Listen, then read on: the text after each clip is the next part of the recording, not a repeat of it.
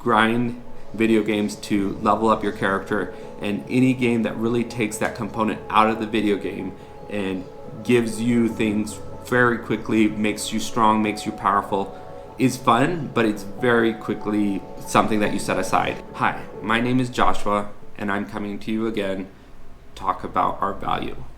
Today I want to talk to you about something that I'm very familiar with, and that's video games. To really look at video games and analyze them and kind of see what the designers were thinking and what they were doing when they created the game. With most games, they have a set of fixed things that you have when you come into the game. You have a fixed, depending on the game, they will have maybe different characters that are different sizes, but in the different size of the character, they have different components. If you're a smaller character, a lot of times you'll move a lot quicker and you'll be able to do more, but you'll be able to carry less and you'll be able to take less damage. In other video games, they give you your entire skill set and they give you everything that you need, and the whole game is based around you being able to use it to the best ability, whether it's fighting against other people or fighting against the computer. There's this aspect of video games that they give you a starting point. They give you a framework of which to work from, and from there then you add to that character. I have yet to see a game where they say from every stat to pick your own stat. Pick your size. Do you want to be an inch or 10 feet tall? Do you want to have 1 hit point or 10,000 hit points?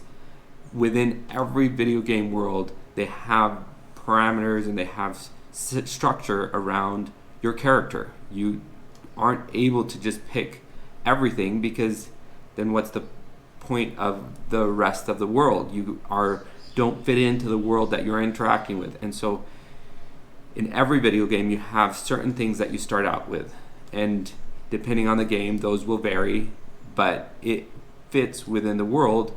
And it really helps me to understand that the same way there is things that in our lives that are really set by the way life works. There's certain things that everybody has, certain things that everybody needs to take into consideration. So when talking about games, I'm going to pick a specific genre of games. I'm going to talk about action role-playing games, or ARPGs, where you have a character and you start out with a basic amount of health, a basic amount of different components, and then when you go out into the world you start to increase those stats. Sometimes the game will give you a choice and be like, you can add more to a specific stat. A lot of other times it'll just increase every time you progress through a different part of the game, and those stats will continue to level up throughout the game depending on however the game designer made it to really fit their world the best and fit the experience of the world, of the user.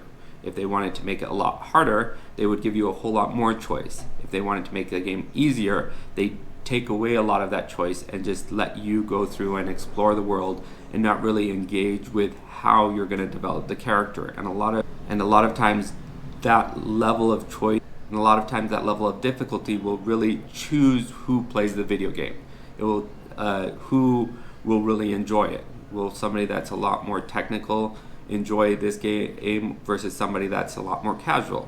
Will enjoy games where they give you less choice, where they make more of those decisions and you're more interacting with what gear you have and what things you put on versus what stats you have. And so unfortunately for life, there isn't a casual mode.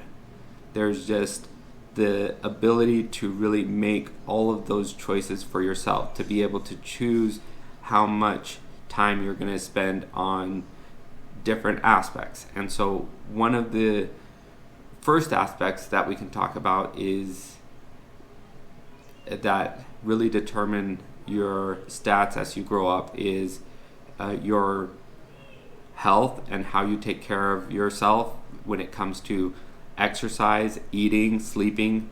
Those three components are a lot of the basic areas that we really level up our our stats in life. We get, and it's different than in a video game in the sense that in a video game, as you progress, you will get more stats and you'll be able to be a stronger player. In life, it's very different because it's not in adding strength, like it's not through eating more efficiently that you become stronger. It's more through repetition. It's about eating the same things that are healthy over a long period of time. It's about exercising consistently over a long period of time. And so, unlike in a video game, if you do something well, you're rewarded. In life, to do something well means to do the same thing over and over and do reps. And so that's why a lot of times with exercise, it's really the tutorial of the game. It's really the place where you can learn, okay, this is how life works. If I go to the gym and I do the same movement multiple times, I'm not seeing it that day. But after several weeks of doing that same movements or those same exercises, you start to see the benefit. And that really is the tutorial of life, of figuring out how to do the same thing that really benefits you over and over again.